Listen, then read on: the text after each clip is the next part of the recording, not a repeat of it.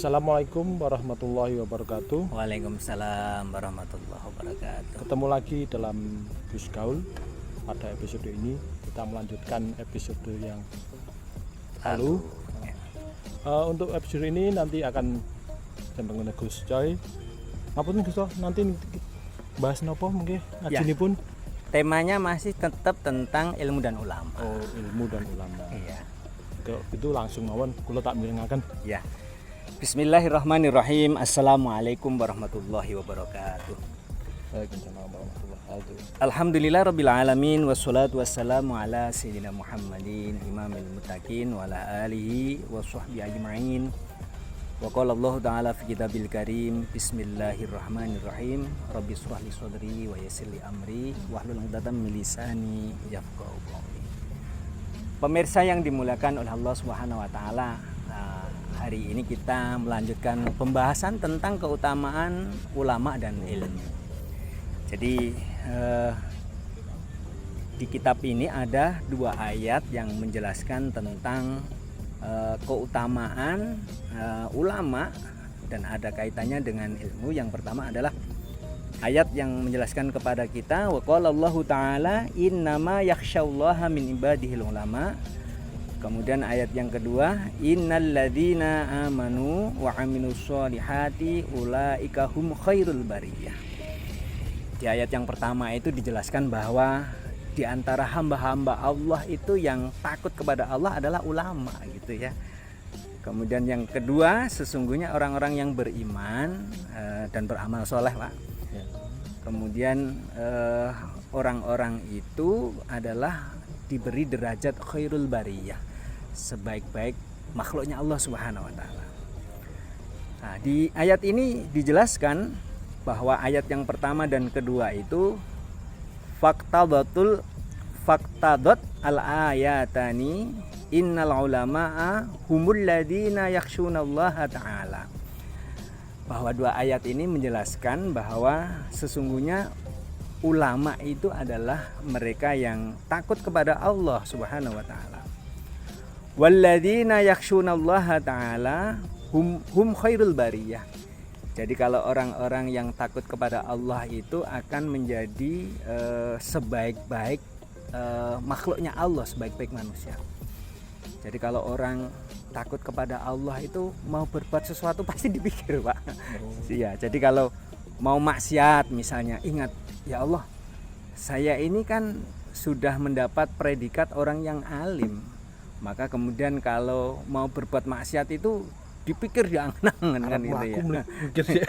Iya, mau melakukan sesuatu itu pasti dipikir. Ya, orang kalau tidak punya ilmu itu, Pak, melihat cewek itu pasti matanya nggak berkedip gitu ya, melorok aja. Gitu. Tapi begitu dia merasa menjadi orang yang alim, matanya gitu ya. Mau berbuat maksiat itu dia akan dikontrol oleh ilmunya itu.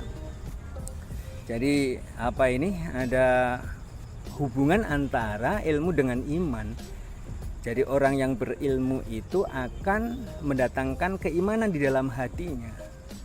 La yasriku sariku hina yasriku wa huwa mu'minun. Jadi tidak beriman orang yang mencuri itu kan itu ya. Jadi kalau dia mencuri itu berarti dia tidak punya iman. Kenapa? Karena kalau dia punya iman pasti tidak akan mencuri. La yazni zani hina yazni wa huwa mu'minun kan itu ya. Orang itu tidak akan melakukan berbuat zina sehingga ketika dia mau berzina itu berpikir 1000 kali gitu ya. Ilmunya berarti ngawasi gitu. Iya. Dia misalnya gonjang perawan itu mikir kan itu ya. Ini kan dilarang kan ini. Orang kalau punya ilmu itu mau melakukan satu perbuatan yang bertentangan dengan nilai-nilai agama itu pasti dia akan berpikir. Maka disebutkan bahwa orang yang berilmu itu disebut dengan khairul bariyah, sebaik-baik makhluknya Allah, sebaik-baik manusia. Jadi wajar kalau orang yang berilmu itu kemudian dalam forum umum biasanya disuruh duduk yang paling depan, Pak. Monggo pinarak gitu ya. Kenapa? Karena orang yang memiliki ilmu itu dia oleh Allah akan diangkat derajatnya itu, sehingga dalam kehidupan bermasyarakat pun orang yang berilmu itu satu sikapnya pasti menghadirkan ketenangan bagi masyarakat gitu ya. Beda dengan, mohon maaf, orang yang punya harta benda itu biasanya nyerempet-nyerempet sedikit agak muncul kesombongan gitu ya. Tapi kalau umumnya orang yang berilmu itu dia akan menghadirkan sesuatu yang menyebabkan masyarakat itu menjadi tenang. Jadi nggak ada ceritanya orang yang punya ilmu banyak itu kemudian dia ngobras gitu ya. Wah, saya ini orang yang sangat dihormati di lingkungan, kenapa? Karena saya punya ilmu. Nah, itu biasanya jarang. Berarti kalau ada orang yang begini ini ilmunya cetek gitu ya. Semakin banyak semakin dingkluk gitu. Iya, filosofinya begitu. Jadi semakin banyak ilmu seseorang itu, maka dia akan memiliki sikap yang merunduk ibarat padi gitu ya. Semakin padat ilmunya, sikapnya semakin bagus gitu. Itu makanya kemudian Allah menyebutnya bahwa orang yang berilmu itu dengan sebutan khairul bariyah. Fayantaju annal ulama'a hum khairul bariyah. Maka dari dua ayat ini disimpulkan bahwa orang yang berilmu itu adalah sebaik-baik makhluknya Allah gitu, sebaik-baik manusia. Jadi orang kalau memiliki ilmu yang baik itu dalam bersikap, dalam bertindak, ya itu tadi dia akan selalu berpikir berulang untuk melakukan sesuatu. Iya, ini kira-kira pantas enggak gitu.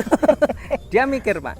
Jadi misalnya kalau mau bersikap gitu ya, mau bersikap itu antara ilmu dengan imannya itu selalu dihubungkan.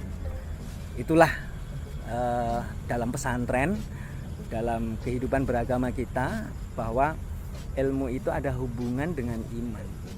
Nah, ini yang kadang-kadang yang membedakan antara ilmu agama dengan ilmu yang iya, ilmu umum. Tapi sebenarnya dikotomi ilmu agama dengan umum itu sudah selesai. Tapi yang harus kita pahami adalah bahwa sejatinya bagaimana dua ilmu itu bertemu dalam satu titik sehingga menghantarkan orang itu mencapai derajat khairul bariyah. Khairul bariyah itu artinya ya sebaik-baik makhluk, ya sebaik-baik ciptaan Allah Subhanahu wa taala. Maka dijelaskan berulang-ulang di dalam ayat Al-Qur'an maupun di dalam hadis itu bahwa orang-orang yang berilmu itu menduduki derajat yang di atas layaknya orang yang tidak memiliki ilmu. Sehingga dikatakan al-ulama'u warasatul anbiya, bahwa ulama itu adalah pewaris kenabian, mewarisi sikapnya Nabi. Bagaimana orang yang berilmu itu bisa mengayomi banyak orang, kemudian bisa menunjukkan sekelompok masyarakat dari yang tidak baik menjadi baik. Kenapa? Karena kehadiran ulama di tengah-tengah kehidupan bermasyarakat. Jadi begitulah mulianya orang yang memiliki ilmu itu, sehingga kalau dalam satu masyarakat di situ banyak orang yang alimnya, maka kemudian lingkungan itu menjadi baik. Kenapa? Karena orang yang punya ilmu itu bisa mewarnai lingkungannya dari yang tidak baik menjadi baik. Maka disitulah yang membedakan antara orang alim dengan yang tidak alim itu, sehingga orang yang alim, yang berilmu itu bisa memandu masyarakat dari yang tidak baik menjadi baik, dari sesuatu yang tidak ada manfaatnya itu menjadi bermanfaat. Sehingga dijelaskan min husni islamil mar'i tarkuhu ma la ya'nihi, sebagian dari kebaikan keislaman seseorang itu kalau orang itu bisa meninggalkan sesuatu yang tidak ada manfaatnya. Jadi kalau ketemu dengan teman-temannya itu pasti yang dibicarakan adalah sesuatu yang bermanfaat walaupun diselipi dengan guyon. Guyon serius obrolan santai, tetapi sejatinya di situ ada proses transformasi atau belajar tentang sesuatu yang bermanfaat. Jadi itulah bedanya obrolan orang berilmu dengan tidak. Tidak harus selalu ilmiah, misalnya menggunakan bahasa-bahasa demit yang susah dipahami. Gak geyok mungkin. Iya, itu artinya bahwa orang itu masih belum bisa menempatkan dirinya berposisi bagaimana orang yang punya ilmu itu harus bisa muqtadul hal, bisa menyesuaikan tentang situasi dan keadaan. Oke. Sedang berbicara dengan siapa misalnya, maka disitulah kemudian orang itu harus bisa menempatkan diri dalam kebaikan. Nah, ini di dalam hadis Rasulullah dijelaskan, Pak. Waqala Rasulullah sallallahu alaihi wasallam, "May yuridillahu bihi khairan yufaqihu fiddin." Barang siapa yang ingin dikehendaki oleh Allah untuk mendapatkan kebaikan itu, hendaknya orang itu mendalami ilmu, Pak. Mendalami ilmu agama. Jadi kalau orang itu akhlaknya bagus, contohnya anak-anak muda lah gitu ya. Oke. Kalau anak-anak muda itu akhlaknya bagus, sikapnya baik, dia punya kelebihan dalam hal yang sederhana, misalnya dia bisa membaca Al-Quran, kemudian dia bisa mengumandangkan azan, maka ketika anak ini kembali ke masyarakatnya itu pasti dicari. Bahkan orang itu kadang-kadang nyari mantu itu yang dicari itu adalah bukan karena sedikit banyaknya kekayaan, tapi orang sadar bahwa dengan ilmu itu kekayaan yang awalnya sedikit bisa berkembang. Oke. Tetapi kalau anak itu kita tinggali harta benda, belum tentu loh hartanya itu masih bisa utuh ya. bisa Iya, ngatur. iya. Bisa-bisa kadang-kadang kalau yang ditinggali harta benda itu tidak memiliki ilmu, Pak, habis. Kenapa? Dia mendem misalnya kan gitu ya.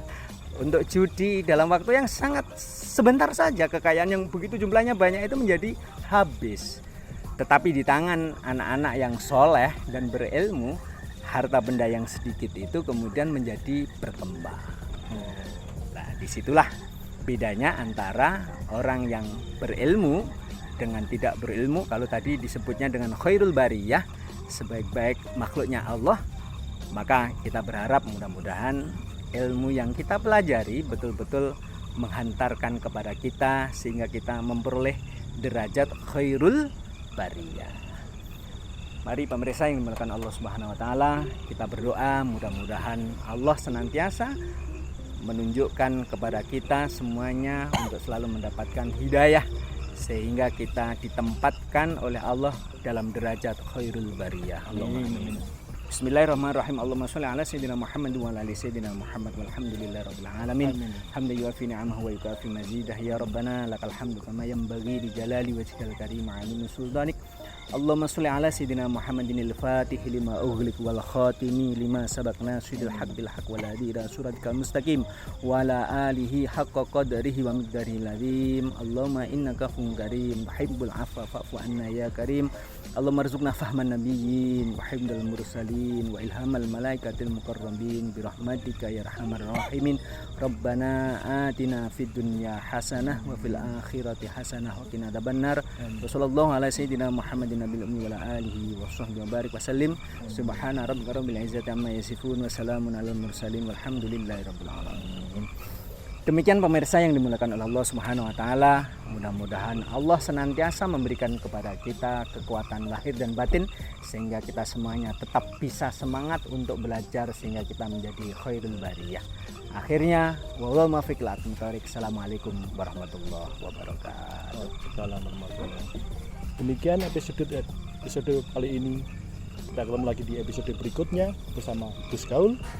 Wassalamualaikum warahmatullahi wabarakatuh. Waalaikumsalam warahmatullahi wabarakatuh.